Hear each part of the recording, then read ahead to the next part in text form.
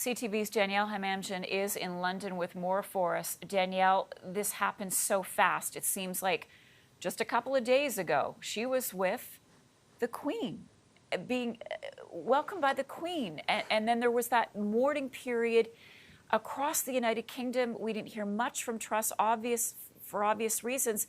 So within really weeks of her being in power, she is gone. What happens now? Well, I suppose she can say she is the only prime minister to have served under two different sovereigns, but under what circumstances? The previous record holder for shortest serving prime minister is George Canning. We go back to 1827, 119 days in office, but only just that because he died in office. And the only thing that died here is the confidence Conservative MPs have in Liz Truss. I just want to start off by saying, Marcia, that the news I'm about to tell you might make people fall off their chairs, but there are reports now from the Times of London, from the Telegraph now, that Boris Johnson will be throwing his hat in for Prime Minister. I mean, I don't know what to say. We'll know who the Prime Minister in a week's time, but she will be our Prime Minister until then.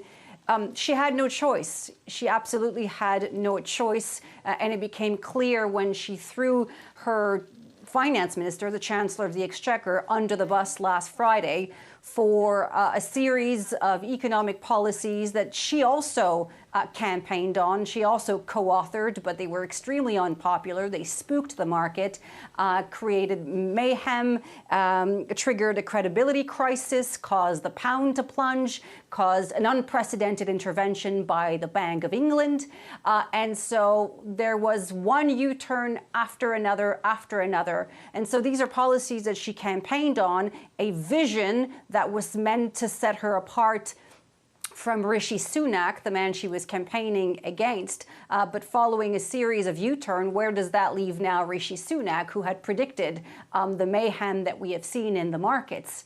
And so Rishi Sunak, certainly one name that many will hope to see, but many are also keen to throw their name in. There won't be a leadership contest that will go to the membership, I don't think, for this, or else it would take weeks. This will be a one-week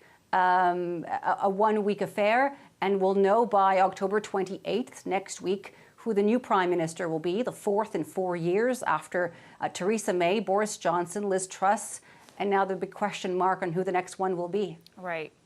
I got to tell you, it doesn't seem surprising that Boris Johnson is still interested because of the way he left office. He kind of signaled that. He wasn't done. But I just had an analyst on a short time ago before you who said, no, he's making too much money giving speeches. He won't return now. But it sounds like what you're reporting to us is that he is, in fact, putting his name in this contest.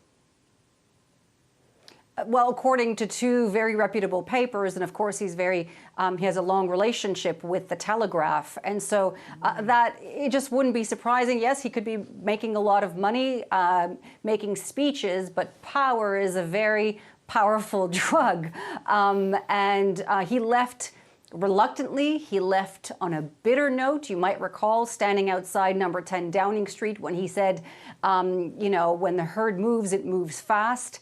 And so he had those, that bitterness up until the last few words he had as Prime Minister. So I don't think it'll be a surprise to see him here, wanting to move back into number 10. But I mean, if there's already division now within the different factions of the parliamentary party, what will then happen if Boris Johnson comes back? I don't know. It'll be an interesting week, to say the least, Marcia. After a lot of interesting weeks.